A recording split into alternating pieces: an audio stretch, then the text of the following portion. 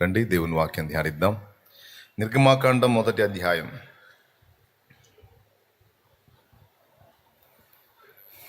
నిర్గమాకాండం మొదటి అధ్యాయం 8వ వచనం నుంచి చదువుతున్నాను, చిత్తగించండి. అప్పుడు యోసేపును ఎరుగని క్రొత్త రాజు ఐగుప్తును ఏలనారంభించెను. అతడు తన జనులతో ఇట్లనెను, ఇదిగో, ఇశ్రాయేలు సంతతి అయిన ఈ జనము మనకంటే విస్తారముగాను బలిష్టముగాను ఉన్నది. వారు విస్తరింపకుండునట్లు మనము వారి ఎడల యుక్తిగా జరిగించుదము రండి. లేని ఎడల యుద్ధము కలుగునప్పుడు కూడా మన శత్రువులతో చేరి మనకు విరోధముగా యుద్ధము చేసి ఈ దేశములో నుండి వెళ్ళిపోదురేమో అనెను. కాబట్టి వారి మీద పెట్టిన భారములలో వారిని శ్రమ పెట్టుటకు వెట్టి పనులు చేయించు అధికారులను వారి మీద నియమింపగా, వారు ఫరో కొరకు ధాన్యాదులను నిలువ చేయు పీతోము, రామెసేసును అనే పట్టణములను కట్టిది. రామెసేసును పట్టణములను కట్టిది. అయినను ఐగుప్తీయులు వారిని శ్రమ పెట్టిన కొలది వారు విస్తరించి ప్రబలిరి గనుక వారు ఇశ్రాయేలీయుల ఎడల అసహ్యపడిరి. ఇశ్రాయేలీయుల చేత ఐగుప్తీయులు కఠినముగా సేవ చేయించుకునిరి. వారు ఇశ్రాయేలీయుల చేత చేయించుకునిన ప్రతి పనియు కఠినముగా ఉండెను. వారు జిగటమంటి పనిలోను, ఇటుకల పనిలోను, పొలములో చేయు ప్రతి పనిలోను కఠిన సేవ చేయించి వారి ప్రాణములను విసిగించిరి. ప్రభునందు ప్రియులారా, దేవుడు చెప్పినటువంటి నీతి నియమాల్లో దేవునికి సంతృప్తికరంగా ఒకడు జీవించిన కారణం చేత ఆ ఒకని బట్టి కొన్ని దేశాలు, తన కుటుంబమే కాకుండా కొన్ని దేశాలు నాశనం కాకుండా బ్రతకటం అనేది యోసేపు జీవితంలో మనం చూస్తాం. మళ్ళీ ఒకసారి చెప్తాను. దేవుడు చెప్పినటువంటి నీతి నియమాలను అనుసరించి దేవుని యందు భయభక్తులు కలిగి తన్ను తాను నియంత్రించుకొని దేవునికి విధేయత చూపిన ఒకని బట్టి కొన్ని దేశాలు, అలాగే తన కుటుంబం కూడా నాశనం నుండి కాపాడబడటం, ఘోరమైన శ్రమ నుంచి విడిపించబడటం, కొన్ని దేశాలు బ్రతికిపోవటం అనేది మనం యోసేపు జీవితంలో చూస్తాం. మనం అనుకుంటాం, నేనొక్కడనే దేవుని యందు భయభక్తులు కలిగి, నేను ఒక్కతనే దేవుని యందు భయభక్తులు కలిగి అన్నిటినీ నియంత్రించుకొని దేవునికి ఇష్టంగా నీతి నియమాలతో బ్రతికితే, నేనొక్కడిని బతికితే ఏమి లాభం అని అనుకుంటారు. లోకమంతా చెడిపోయి ఉంది, సమాజం అంతా చెడిపోయి ఉంది, సంఘంలో చాలామంది తప్పులు చేస్తున్నారు. నేనొక్కడిని మాత్రమే నీతిగా ఉంటే ప్రయోజనం ఏముంది, నేనొక్కడిని మాత్రం నియమంగా ఉంటే ప్రయోజనం ఏముంది, నేనొక్కతని మాత్రం జాగ్రత్తగా బ్రతికితే ప్రయోజనం ఏముంది అని అనుకుంటారు. నలుగురితో పాటు నతనీయులు, గుంపులో గ్లోరీ అనే లోకంలో సామెతని ఇలా మార్చాం. అందరితో పాటు నేనొక్కతను, అందరితో పాటు నేనొక్కడిని, అందరికంటే నా స్పెషల్ ఏముంది అని సహజంగానే ఇతరులను చూసి ఒకరిని చూసి ఒకరు బలహీనపడటం, ఒకరిని చూసి ఒకరు దిగజారిపోవటం, ఒకరిని చూసి ఒకరు నీరసించిపోవటం, ఒకరిని చూసి ఒకరు దేవునికి వ్యతిరేకంగా మారిపోవటం అనేది సహజంగా మన జీవితాల్లో మనం అనుభవిస్తున్న పరిస్థితులే. అవునా కాదా? అనిపిస్తుంది.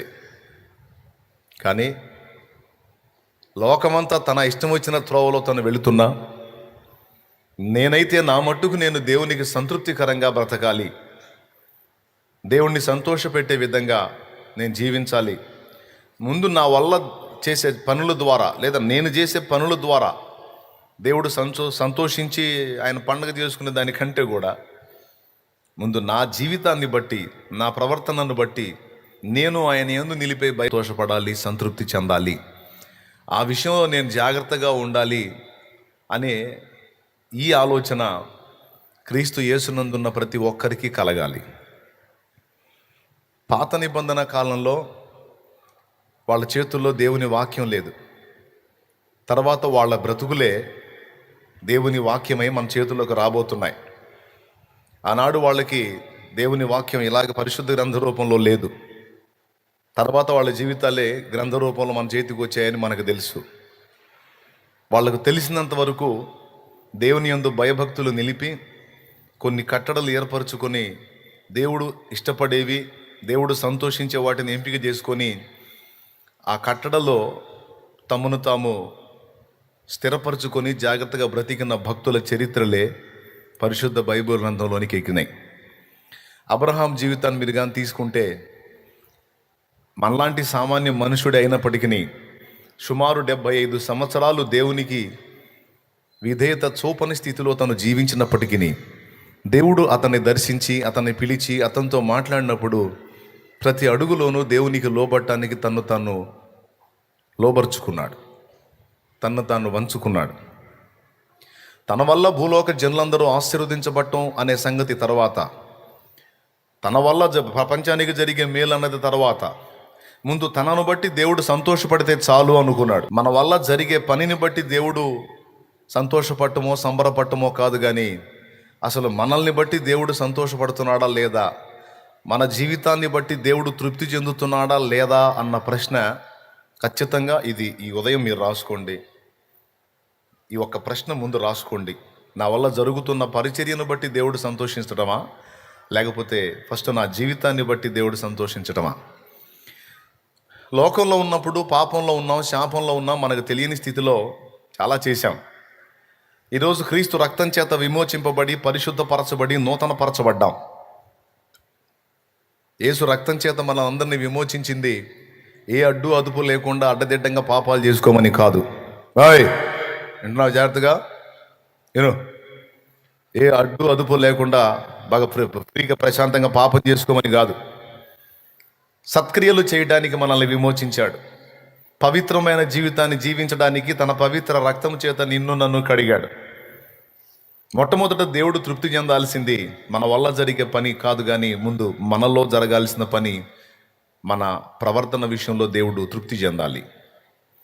మనకు ముందు తరంలో ఉన్న భక్తులందరూ కూడా ఈ ప్రాముఖ్యమైన సత్యాన్ని కీలకంగా తీసుకున్నారు. నా వల్ల జరిగే పని, నా వల్ల ఏదో ఇంత పెద్ద పని జరిగింది, నేను ఇంతమందికి దీవెనకరంగా ఉన్నాను, ఇంతమందికి ఆశీర్వాదకరంగా ఉన్నాను, ఇంతమందికి నా వల్ల మేలు జరిగింది, ఇంతమందికి నేను అది చేశాను, ఇంతమందికి నేను ఇది చేశాను కాబట్టి దేవుడు ఏదో పండగ చేసుకుంటాడు అన్న ఆలోచన వాళ్ళు చేయలే.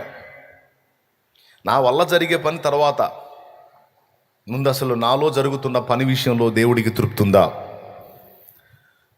భక్త సింగ్ లాంటి దైవజనులు ఇలాంటి ఆలోచననే చేసుకున్నారు. వాళ్ళను గూర్చినటువంటి అనుభవాలను చదివినప్పుడు, వాళ్ళను గూర్చిన విషయాలు విన్నప్పుడు, ఆ భక్తులను గూర్చి వారి సమకాలీనులు, వారి తర్వాతి వారు ఆయనతో లేకపోతే అలాంటి భక్తులతో పరిచయం ఉన్న వాళ్ళు మాట్లాడినప్పుడు, ఆ మాటల నుంచి తెలుసుకున్నప్పుడు నాకు అర్థమైనటువంటి విషయం అదే. తమ వలన జరిగేటువంటి పనికి వారు తరువాతి స్థానం ఇచ్చారు, మొదటి స్థానం తమలో జరుగుతున్న పనికి వారు మొదటి స్థానం ఇచ్చారు. నా వల్ల ఇంత పని జరిగిందని దేవుడు తృప్తి చెందటం కాదు, అసలు నా ప్రవర్తనను బట్టి, నా సత్క్రియలను బట్టి, ఆయన రక్తం చేత కడగబడ్డ నేను నా నీతి నియమాల్లో మరి దేవుని అడుగుజాడలో నడుస్తున్న దాన్ని బట్టి ముందు దేవుడు తృప్తి చెందాడా లేదా అన్నదాన్ని కీలకంగా తీసుకున్నారు. 100 ప్రసంగాలు ఎలా, ఈ ఒక్క మాట సరిగ్గా నీకు ఎక్కిందంటే ఇక నీ ద్వారా జరిగేటువంటి కార్యం తర్వాత నువ్వే చూస్తావు. అది సేవకులైనా, నేనైనా, మీరైనా ఎవరైనా, ఈ లైవ్లో ఎవరైనా ఉంటే వాళ్ళైనా, మన వలన జరిగే పని మాత్రమే మనం లక్ష్య పెడతాం. మనలో జరగాల్సినటువంటి పని విషయంలో మనం నిర్లక్ష్యంగా ఉంటాం. యోసేపు ఇంతమందికి దీవెనకరంగా మారతాడు అని తను అనుకోలా. ఇప్పుడు లక్షలాది మంది ప్రజలకి అన్నదాత అవుతాడు, కరువు కాలంలో వాళ్ళు చావకుండా కొన్ని దేశాలను ఆయన బ్రతికిస్తాడన్న సంగతి యోసేపుకు తెలియదు. యోసేపుకు దర్శనం ఉంది చిన్నప్పుడే, కానీ ఆ దర్శనంలో ఏముందంటే తన సహోదరులు తన కాళ్ళ దగ్గర సాష్టాంగపడ్డ దర్శనం అది. అంతేగాని కొన్ని దేశాలకు ఆయన అన్నదాత అవుతాడు, కొన్ని దేశాల్లో ఉన్న ప్రజల్ని 7 సంవత్సరాల కరువులో చావకుండా కాపాడతాడన్న దర్శనం ఆయనకుందా? ఆ దర్శనం లేదు ఆయనకి. వాళ్ళ సహోదరులు వచ్చి ఆయన పాదాల దగ్గర సాష్టాంగపడ్డ దర్శనం ఉంది, అది 2 సార్లు వచ్చింది. ఒకసారి సూర్యచంద్రులు ఆకాశ నక్షత్రాలను మీకు చూపించాడు, ఒకసారి ఏమో వాళ్ళు పనలు కడతారు కదా పొలంలో, చొప్ప పనలు ఉంటాయి, ఆ పనలు ఆయన ముందు 11 పనులు సాష్టాంగ పడ్డట్టు, ఒక పనేమో నిలిచినట్టు దర్శనం వచ్చింది. వాళ్ళ అన్నవాళ్ళకి చెప్తాడు, 11 పనులు నా ముందు సాష్టాంగ పడ్డాయి, ఒక పను లేచి నిలబడ్డదన్నా అంటాడు. అంటే క్లారిటీ చెప్పు తమ్ముడు, అంటే ఒక పన నిలిచిందన్న 11 పనులు సాష్టాంగ పడ్డాయి. వివరం చెప్పురా. నిలబడ్డ పన నేను, సాష్టాంగ పడ్డ పనులు మీరు అంటాడు. బహుశా నాకు తెలిసి తల ఒక తన్నుంటారు ఆయన్ని. దేవునికి స్తోత్రం. అంటే మేము నీ కాలు మొక్కాలా? అరే మొక్కాలని నేను కోరుకోవట్లేదు అన్నయ్య, ఆయన అటు చూపించాడు, నాకేం తెలుసు. మరి ఈ 2 దర్శనాలు ఉన్నాయి. తర్వాత కూడా అదే దర్శనం సూర్యచంద్ర నక్షత్రాదుల మీద వచ్చింది. అంతేకాని కొన్ని దేశాలను బ్రతికిస్తాడన్న సంగతి తనకు తెలియదు. తన వల్ల జరిగేది చిన్న పని అనుకున్నాడు. సరే, అంత మాత్రమైనా చాలు, అసలు ఏం జరగకపోయినా పర్వాలా. కానీ నా తండ్రి అయిన యాకోబు చెప్పినట్లు నా దేవుని ఎదుట నేనైతే భయభక్తులు కలిగి సత్ప్రవర్తన కలిగి బ్రతకాలి. నన్ను కన్న నా తండ్రికి సంతోషాన్ని కలిగించాలి.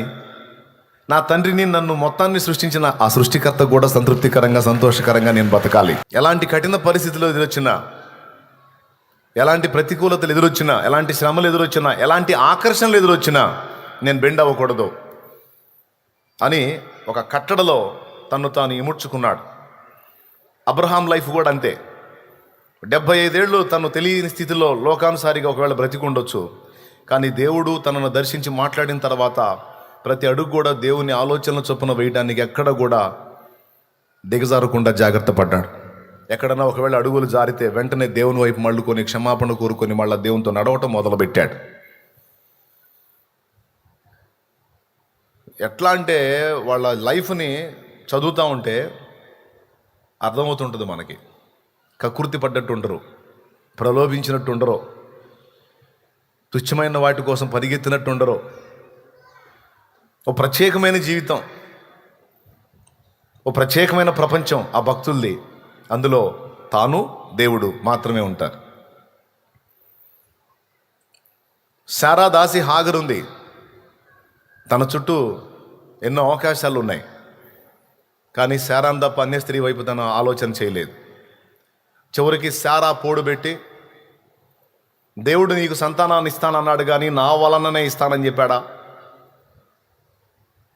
మరో స్త్రీ ద్వారా నువ్వు సంతానాన్ని కంటే అది నీదే అవుతుంది కానీ ఆమెది కాదు కదా. కాబట్టి నా ద్వారానే సంతానాన్ని కనాలని రూల్ ఏముంది? ఈ హాగర్ని చేసుకో, ఈమె ద్వారా ఒక బిడ్డను కను. ఆమె నా దాసి కాబట్టి ఆమె మీద నాకు పెత్తనం ఉంది, ఆమె పుట్టే బిడ్డ మీద కూడా నాకు పెత్తనం ఉంటుంది.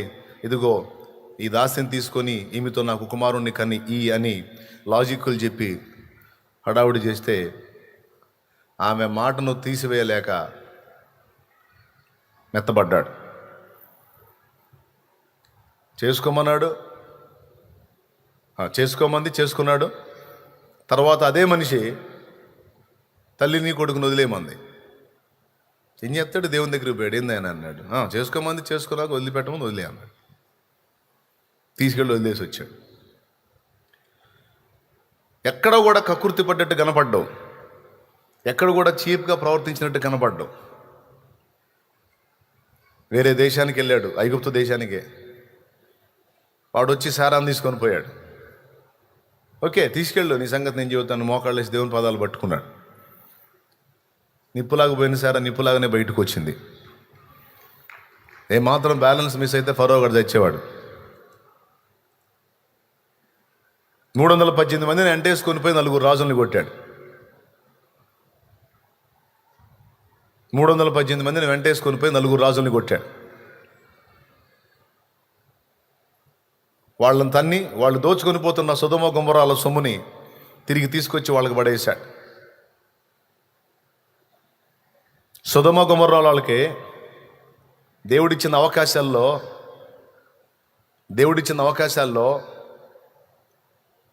2 సాక్ష్యాలు ఆ దరిద్రులు అర్థం చేసుకోవాలి. 2 సాక్ష్యాలు. ఒకటి, వీళ్ళు 5 ఉన్న వీళ్ళని వచ్చి 4 దన్ని మొత్తం లాక్కొని పోయారు. అరే, మనం పద్ధతిగా లేకపోబట్టి కదా వాళ్ళు మన మీద జయం పొందింది. మనం దేవుని యందు భయభక్తులు కలిగి ఉంటే ఈ శ్రమ మనకు రాదు కదా అనుకుని ఆ దరిద్రులు వాస్తవంగా దేవుని వైపు తిరగాలి, వాళ్ళు తిరగల. ఒకటి.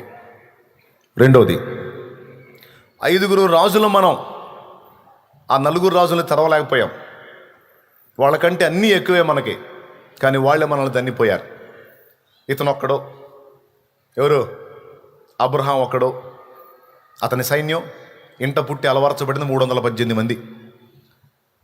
5 రాజులు మనం తన్నలేక తన్నులు తిని సొమ్మంతా అప్పచెప్పుకొని బానిసలుగా లాక్కొని పోబడ్డ పరిస్థితి. ఆ 4 రాజుల చేతిలో ఘోరంగా ఓడిపోయి మొత్తం పోగొట్టుకున్నాం. కానీ ఒక్కడే ఇంట్లో పుట్టినటువంటి దాసుల్ని 318 మందిని వెంటేసుకొని 4 రాజుల్ని తన్ని వాళ్ళ సొమ్మంతా తీసుకొచ్చి మన దగ్గర పడేశాడంటే ఇది ఇతని బలం కాదు, ఇతనికి దేవుడు తోడై ఉన్నందున ఈ కార్యం జరిగింది అనే పాయింట్ను వాళ్ళు ఆలోచించి సిగ్గు తెచ్చుకోవాలి. 5 ఉండి కూడా, ప్రతి ఒక్కడికి ఇంతంత సైన్యం ఉండి కూడా తన్నులు తిన్నాం, ఓటం పాలయ్యాం. కారణం, దేవుడు మనకు తోడలేడు. కానీ ఒక్కడే 318 మందిని వెంటేసుకొని మొత్తాన్ని దన్నాడు. రూపాయి కూడా తీసుకోకుండా తీసుకొచ్చి సొమ్మంతా మన ముందు పడేశాడు. ఈ రోషం ఏంది? ఈ నీతి ఏంది? ఈ నియమం ఏంది? అసలు ఈ కార్యం ఏంది? ఒకటే తేడా, మనమేమో భక్తిహీనం అయిపోయాం, అతడేమో దేవుని యందు భయభక్తులు కలిగి ఉన్నాడు. అరే మనం కూడా మార్చుకుందాం అని అనుకోవాలా దరిద్రులు, కానీ అనుకోవాలా. వాళ్ళు ఏమన్నారు తెలుసా? ఇంత జయించి తీసుకొచ్చి వాళ్ళ సొమ్ము వాళ్ళకి ఇస్తే అబ్రహాము, పాపం బాగానే కష్టపడ్డావు, మా భార్య పిల్లలు మాకిచ్చి సొమ్ము నువ్వే తీసుకో, ఏదో వీడిచ్చినట్టు.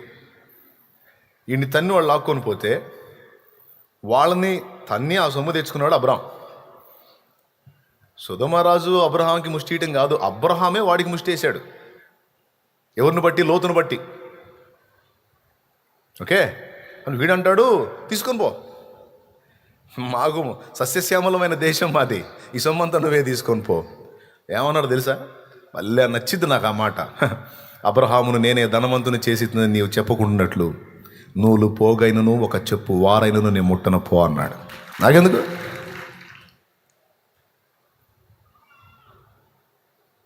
సిగ్గులేదురా మీకు దరిద్రులారా? 5 వాళ్ళ చేత తన్నులు తిని మొత్తం అప్పచెప్పి ఎత్తున ముసుకేసుకొని కూర్చున్నారు మీరు దద్దమ్మలై. 318 మందిని ఎంటేసుకొని మొత్తాన్ని తరిమి సొమ్మంతా తీసుకొచ్చి ఇస్తే దేవుడి కార్యాన్ని గుర్తుపట్టకుండా సొమ్ము నాకు ఇస్తారా ముష్టి? నేను ఇచ్చారా మీకు ముష్టి? అది నా దేవుణ్ణి బట్టి. ఎప్పుడు అబ్రహాము చేయి పైనే, కింద లేదు, పైనే. ఎక్కడన్నా చూడు, హేతు కుమారుల దగ్గర శారాని సమాధి చేయడానికి ప్లేస్ అడిగినప్పుడు కూడా వెల చెల్లించకుండా నేను తీసుకోను అంటాడు. ఎక్కడన్నా చూడు, కకృతి బుద్ధి కానీ, మెత్త బుద్ధి కానీ, ప్రలోభించే బుద్ధి కానీ, చీఫ్ మెంటాలిటీ కానీ ఎక్కడ కనపడదు. పాత నిబంధనలో పరిపూర్ణులండి. అర్థమైందా? ఒక్కటే దృష్టిలో పెట్టుకున్నారు, నా వల్ల జరిగే పనులేమో తర్వాత సంగతి, కానీ ముందు నేను దేవుని ముందు పర్ఫెక్ట్గా ఉండాలి, దాన్ని నేను సాధన చేయాలి, నా దేవుని కట్టడలు దాటి నేను పోకూడదు. నన్ను ప్రేమించి నాకు తోడై ఉండి బలహీనరాలని నన్ను విసర్జించకుండా నాకు బలమయ్యాడు, నాకు వెలుగయ్యాడు, నాకు దీపమయ్యాడు, నాకు ఆధారమయ్యాడు, ఆశ్రయమయ్యాడు, తన రెక్క కింద నన్ను దాచాడు. అందరూ నన్ను వదిలినా నన్ను చేతబట్టి నన్ను హత్తుకొని తన గుండెల్లో దాచుకున్నాడు నా ప్రభు. నేను ఆయనకి ఇష్టంగా ఉండాలి, నేను ఆయనకి సంతృప్తికరంగా ఉండాలి, ఆయన సంతోషించేటట్టు నేను బ్రతకాలి.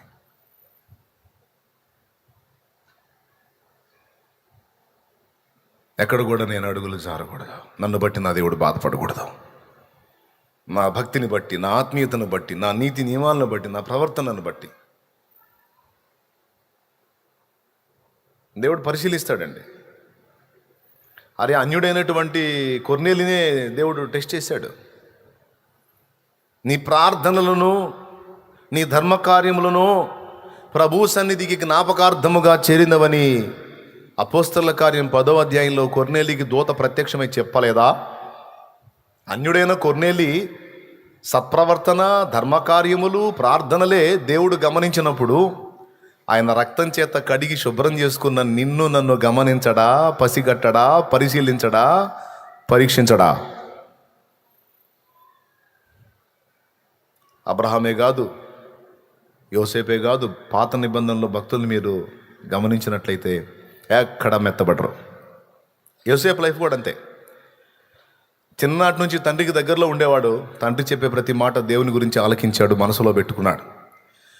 నానా యోసేపు, ఎన్ని బాధలన్నా పడవచ్చు, మనం అన్నిటి నుంచి దేవుడు విడిపిస్తాడు. నిజంరా, మీ తాతయ్య నాకు మామూలు మోసం చేయలే. మీ తాతయ్య నన్ను 10 సార్లు నా జీవితం మార్చాడురా. నా సొంత అన్న శత్రువు అయితే నేను మీ తాతయ్య దగ్గరికి వెళ్ళాను, అదే మా మామయ్య దగ్గరికి. మీ అమ్మని చేసుకుందాం అనుకొని 7 ఏళ్ళు ఊడిగం చేశా. పెద్దమ్మని ఇచ్చాడు. ఏం చేద్దాం, పెద్దమ్మ దిగింది. కాదు, నేను ఆమె కోసం కదా నేను ఇంత కష్టపడిందంటే ఇంకొక 7 ఏళ్ళు చేయి, ఆమెను కూడా ఇస్తానని మిమ్మల్ని ఇచ్చాడా. మొత్తం 14 ఏళ్ళు అయిందిరా. 14 సంవత్సరాలు నిలువున నా లైఫ్ అంతా దారి పోస్తే అప్పుడు మెమ్మ దొరికింది నా. నేను ఎంతో ప్రేమించిన రాహేలు, అదే మీ అమ్మని నాకు ఇచ్చాడని మరో 7 ఏళ్ళు కృతజ్ఞత కానుకలాగా చేశారా. మొత్తం 21 సంవత్సరం రా మీ అమ్మ పేరు మీద 21 సంవత్సరం. ఆ తర్వాత వాడు నీతిగా ప్రవర్తించాడా, నన్ను మోసం చేశాడు. కానీ ఒకటి తెలుసు, నాకు వాగ్దానం చేసిన నా దేవుడు ఉన్నాడు, నా పితరుల దేవుడు, అబ్రహాము దేవుడు, ఇస్సాకు దేవుడు, యాకోబు కూడా దేవుడైన వాడు. మీ తాత నన్ను మోసం చేయవేనా, ఆయన నాకు తోడై ఉండి నన్ను మోసపోనే లేదురా, నా పక్షాన కార్యం చేశాడు. మచ్చలు పొడలు గలవి నీవి, అవి లేనివి నావి అంటే ఎట్లా పుడతారా మచ్చలు పొడలు గల్లయి? మందలో ఆ టైపు పొట్టేళ్ళు ఉంటే అలాంటి పిల్లలు పుడతాయి. మీ తాత ఏం చేశాడు తెలుసా? నాకు ఈ మాట ఇచ్చి ఆ మచ్చలు పొడలు గల పొట్టేళ్ళన్నిటిని మందలో నుంచి దూరంగా, అదే మీ మావయ్యలకి ఇచ్చి తరిమాడు. ఏ మచ్చ లేని వాటిని నాకు ఇచ్చి, మచ్చలు ఉన్నవి పుడితే తీసుకో, లేకపోతే పైకి చూడన్నాడు. నా దేవుడు అన్యాయస్తుడు కాదురా, నాకు తోడై ఉండి మీ తాత ఏ మాట అయితే చెప్పాడో ఆ మాట ప్రకారం మరుసటి ఈతలో పుట్టిన పిల్లలన్నీ మచ్చలు పొడలు గలవి పుట్టేటట్టు చేశాడు నా దేవుడు. ఈసారి మచ్చలు పొడలు గలవి నావి, మచ్చలు లేనివి నీవి అన్నాడు మీ తాత. మళ్ళీ నా దేవుడు నాకు తోడై ఉండి మచ్చలు పొడలు గల్ల వాటికే మచ్చలు లేని పిల్లలు పుట్టేటట్టు చేశాడు రా. నా సొమ్ము నేను తీసుకున్నా, చివరికి నా మీద కుళ్ళుకొని వ్యసన పడి నన్ను పాడు చేయాలని ఆలోచన చేస్తుంటే, వీళ్ళ చేతుల్లో చస్తాను ఎందుకు వచ్చిన గొడవ అని నేను బయలుదేరి వెళ్తుంటే నన్ను తరిమి చంపాలని చూశాడు మీ తాత, అదే మా మామ.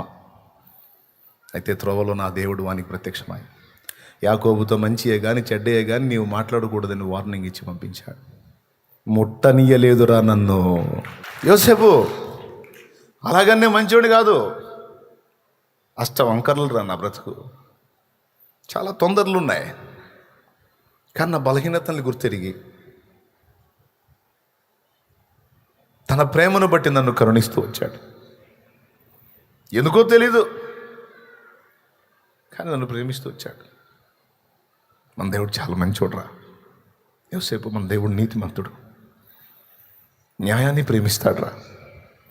దుర్నీతిని ద్వేషిస్తాడు, అన్యాయాన్ని ద్వేషిస్తాడు. నాయన అల్పంగా వచ్చిందని కకుర్తి పడదు. ఎక్కడ మనుషులు నిన్ను చూసినా చూడపోయినా దేవునికి భయపడు. మనుషులు ఎవ్వరూ లేకపోవచ్చు, కానీ ఎనీ టైం ఆయన నిన్ను నన్ను మనల్ని గమనిస్తూనే ఉంటాడు. ఆయన జాగ్రత్త. మన ప్రవర్తనను బట్టి ఆయన సంతోషపడితే, ఆయన యందు మనం నిలిపే భయభక్తులతో ఆయన తృప్తి చెందగలిగితే మనకి ఎదురుండదు నాన్న యోసేపు, ఎదురుండదు. ఈరోజు పిల్లలకి తల్లిదండ్రులు ఇలా చెప్పడానికి అవకాశాలు లేవండి. పిల్లలు సెల్ ఫోన్లో బిజీ అయిపోయారు.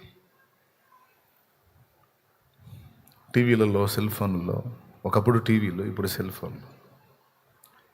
నా చిన్నప్పుడు తల్లిదండ్రులు కష్టించి పనిచేసి సాయంత్రానికి ఇంటికి వస్తే వాళ్ళ దగ్గర కూర్చుంటే అప్పుడే టీవీ లైన్లోకి వస్తున్నాయి. బాగా డబ్బున్న వాళ్ళు ఇంట్లో టీవీ ఉండేది. ఆదివారం ఒకరోజు సినిమా వచ్చేది. ఎంతమందికి గుర్తుందో? వీటి రోజుల్లో సినిమా రాదు.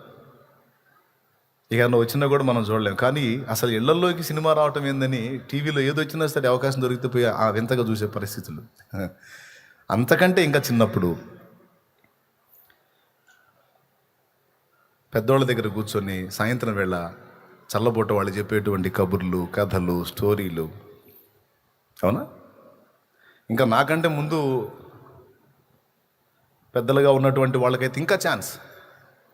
ఇంకా అప్పుడు టీవీలు లేవు, సినిమాలు లేవు, ఏమీ లేదు. సినిమాలు ఉంటే ఎప్పుడన్నా హాల్లో. కానీ ఎక్కువ శాతం పెద్దోళ్ళ ముచ్చట్లే, పెద్దోళ్ళ అనుభవాలే, పెద్దోళ్ళ మాటలే అప్పటి పిల్లల జ్ఞానం. అంతకంటే ముందు ఓ నాయన 1000 సంవత్సరాలకు ముందు కదా యోసేపు యాకోబులు. అప్పుడు సినిమాలు లేవు, టీవీలు లేవు, సెల్ ఫోన్లు లేవు, ఏ చెత్త లేదు. ఏదన్నా జ్ఞానం తెలుసుకోవాలంటే పెద్దోళ్ళు చెప్పాలి, పిల్లలు వినాలి. శ్రవణ జ్ఞానం. ఫలితంగా యాకోబు చెప్పిన మాటలు 11 మంది లక్ష్య పెట్టలేదు. బెన్యామీనేం చిన్నోడు, 10 మంది లక్ష్య పెట్టలేదు. 11 యోసేపు లక్ష్య పెట్టాడు. యోసేపు విన్నాడు, ధన్యుడైపోయాడు.